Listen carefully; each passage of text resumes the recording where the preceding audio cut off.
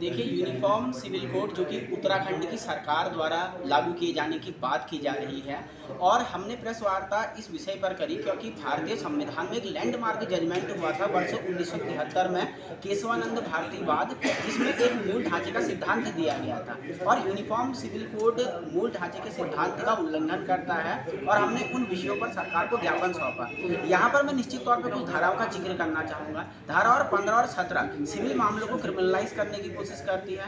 वहीं अगर मैं धारा 378 से 389 तक की बात करूं तो लिव इन रिलेशनशिप जो कि नितांत ही निजी मामला है, उस निजी मामले को धारा 380 को पढ़ें, आप 385 और 387 को पढ़ें, इसे दंडनीय बनाना, इस प्रकार के अधिकार देना कि लिव इन रिलेशनशिप में रहने वाले कपल्स को पुलिस जो है क्वेश्चन पूछ सकेगी, उनकी जो पंजिकाएं हैं, रजिस्टर है, उसको पब्लिक वॉच कर सकेगी, लोगों की निजता का खुला उल्लंघन है। और मैं एक बात और स्पष्ट करना चाहता हूँ कि जिला अधिकारी के माध्यम से मुख्यमंत्री जी और प्रधानमंत्री जी को हमने कहीं ना कहीं इसका ज्ञापन दे दिया है और मुझे उम्मीद है कि सरकार इस पर संज्ञान लेगी। लेकिन अगर सरकार इस पर संज्ञान नहीं लेती है तो भारतीय संविधान के अनुच्छेद 236 या भारतीय संविधान के अनुच्छेद 32 के तहत हम हाईकोर्ट या सुप्रीम कोर्ट में से चुनौती देने के लिए बाध्य होंगे और मुझे कोई संदेह नहीं कि जो प्रावधान मूल ढांचे सिद्धांत का उल्लंघन करते हैं इन्हें रद्द किया जाएगा और राष्ट्र नीति इसके लिए प्रतिबद्ध है।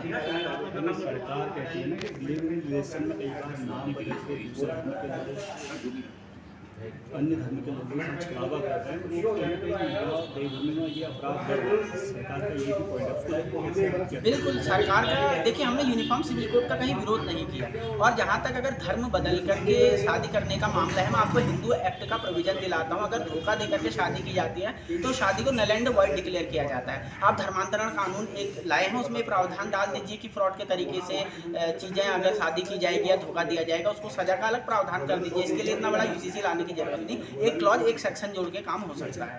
आप कोर्ट का रुख करेंगे? निश्चित तौर पर अगर सरकार, हम सरकार से युद्ध नहीं चाहते, पहला हम यूसीसी का समर्थन करते हैं, युद्ध भी नहीं चाहते, लेकिन अगर मूल ढांचे को चुनौती दी गई तो कोई विकल्प नहीं होगा।